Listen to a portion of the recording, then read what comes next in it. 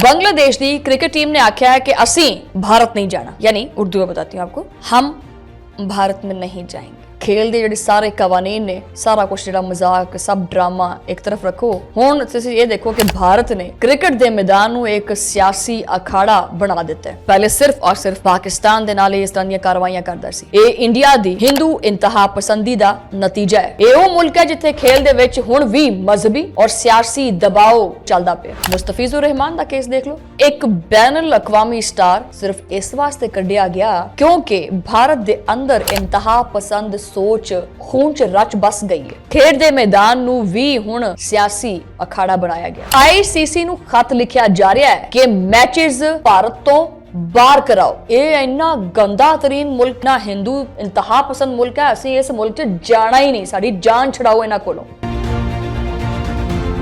सो जनाब, बिस्मिल्लाहिर्रहमानिर्रहीम, अस्सलाम वालेकुम। तुसीं देख रहे हो 360 डिजिटल पंजाबी और मैं हाँ थोड़ी मेज़बान शुमाइला नियाज़।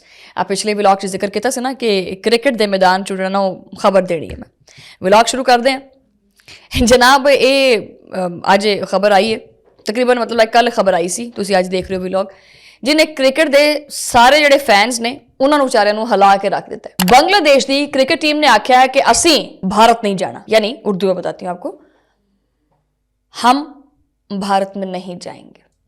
हाँ, इदां ही बोलिया उन्हें। वैसे ये बड़ा कहंदा सी ना, इंडिया की जिहड़ी क्रिकेट टीम है, असी पाकिस्तान नहीं जाना, असी पाकिस्तान नहीं जाना। हुण बांग्लादेश की टीम कह रही है असी भारत नहीं जाना। ये मतलब है कि खेल के जिहड़े सारे कवानीन ने, सारा कुछ जिहड़ा मजाक सब ड्रामा एक तरफ रखो, हुण तुसीं ये देखो कि भारत ने क्रिकेट के मैदान नूं एक सियासी अखाड़ा बना दिता है। पहले सिर्फ और सिर्फ पाकिस्तान दे नाल इस तरह दी कार्रवाइयां करदा सी।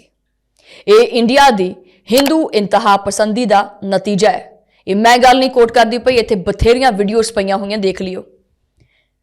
ये वो मुल्क है जिथे खेल दे विच हुण भी मजहबी और सियासी दबाव चलदा पिया। आईपीएल दे जिहड़ा ना, बस जिस तरह आईपीएल दे किसी स्क्वाड दे विच खिलाड़ी कोई आ रहा होवे और फौरी तौर ते कोई सियासत वाला हत्थ जिहड़ा ना आके उहनूं बाहर कर देवे।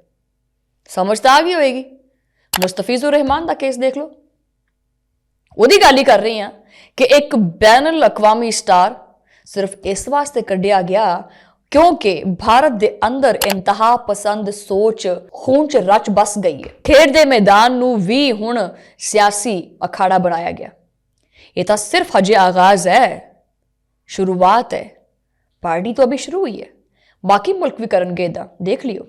आईसीसी नूं खत लिखिया जा रहा है कि मैचेस भारत तो बाहर कराओ। ये इन्ना गंदा तरीन मुल्क है, इन्ना हिंदू इंतहा पसंद मुल्क है, असीं इस मुल्क च जाना ही नहीं, साडी जान छड़ाओ इन्हां कोलों।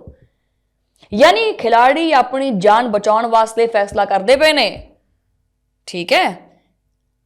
यानी असीं इत्थे बह के देखदे पे हैं कि भारत दे विच सिक्योरिटी दा मसला खेड दे नाल जुड़ गया। ये सिर्फ सियासी और मजहबी ताकतां रह गईयां ने भारत दे विच।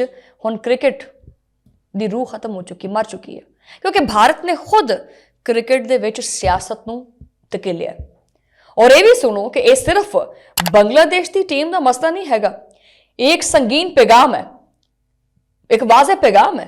और मैं तुहानूं कोट कर देती ये चीज़ कि बांग्लादेश तो बाद होर भी बथेरे मुल्क ने जिहड़ी गल करनगे, क्योंकि उहदी वजह यही है, वधदी हुई हिंदू इंतहा पसंदी। उन्हें सिर्फ सियासत नूं नहीं बल्कि हर शोबे नूं अपनी लपेट विच लिया। तुसीं देख लो, मीडिया होवे, इन्हां दी कोई फिल्म होवे, खेड होवे, सारा कुछ एक ही फ्रेम दे विच जा रहा है। साडा तरीका, साडी ताकत और जो असीं चाहांगे वो ही होएगा। एक पूरा नेटवर्क है जिहदे ताबे जिहड़ा ना वो पूरा दा पूरा भारत चल रहा है। और आरएसएस दे जिहड़े गुंडे ने वो इन्हां चीज़ां दे उत्ते अमल दरामद करांदे हैं, बल्कि नहीं, आरएसएस खुद उत्थे जिहड़ी हैगी है ना वो हुकूमत करदी है। मोदी सिर्फ एक प्यादा है। खिलाड़ी मतलब किस तरह उत्थे जाणगे, अपनी जान बचाणगे कि उत्थे जाण।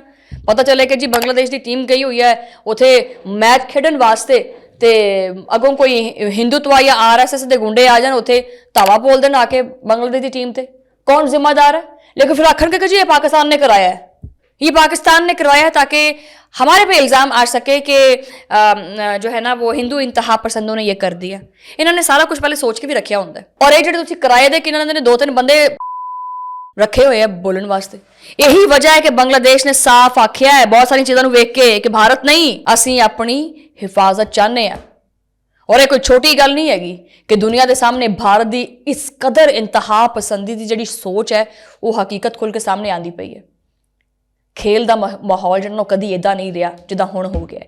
ਔਰ ਤੁਸੀਂ ਐਨਾਲਿਸਿਸ ਕਰਕੇ ਦੇਖ ਲਓ, ਕ੍ਰਿਕਟ ਦੇ ਵਿੱਚ ਜਿਹੜਾ ਨਾ ਪਾਕਿਸਤਾਨ ਇੰਡੀਆ ਦੇ ਨਾਲ ਮੈਚਸ ਖੇਡਣਾ ਚਾਹ ਰਿਹਾ ਸੀ, ਖੇਡਦੇ ਵੀ ਪਏ ਸੀ, ਲੇਕਿਨ ਇਹਨਾਂ ਨੇ ਅੱਗੋਂ ਕਿਹਾ ਜੀ ਅਸੀਂ ਨਹੀਂ ਖੇਡਣਾ ਹੈਗਾ, ਅਸੀਂ ਹੱਥ ਨਹੀਂ ਮਿਲਾਉਣਾ ਹੈ। ਪਾਕਿਸਤਾਨ ਨੇ ਤਾਂ ਹਮੇਸ਼ਾ ਕ੍ਰਿਕਟ ਦੇ ਮੈਦਾਨ ਦੇ ਵਿੱਚ ਅੱਗੇ ਪਹਿਲ ਕੀਤੀ ਹੈ।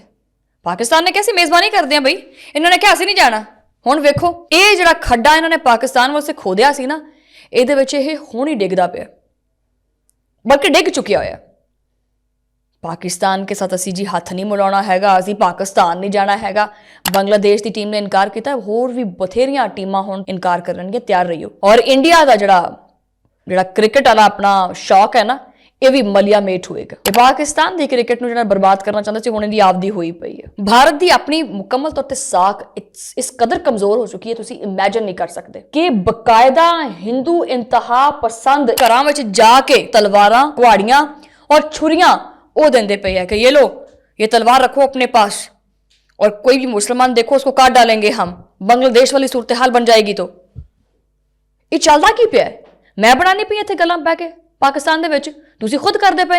अखां खोल दियां ते खोलो, नहीं तो फिर बंद कर दो यार व्लॉग, बस मैं इससे ज्यादा नहीं बोल सकती। ये मामला हजे शुरू है। तुहाडे नाल मुलाकात होएगी अगले व्लॉग दे विच, उदों लई अल्लाह ने किरपान।